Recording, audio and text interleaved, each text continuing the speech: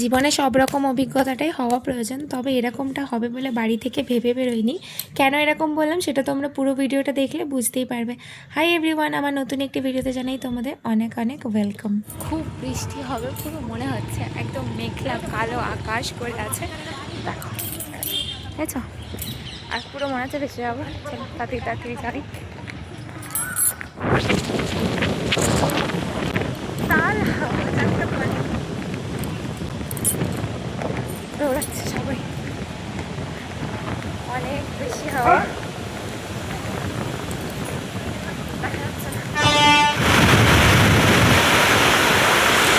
এত পরিমাণে বৃষ্টি শুরু হয়েছে।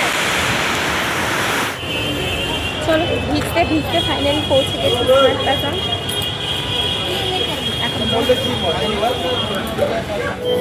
স্মার্ট বাজার।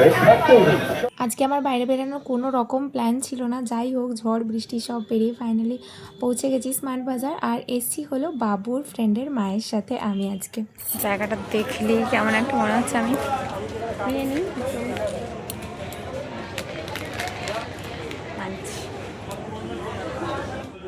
এত সাবান সাবান সাবান, ফাইনালি আমার এই দেখো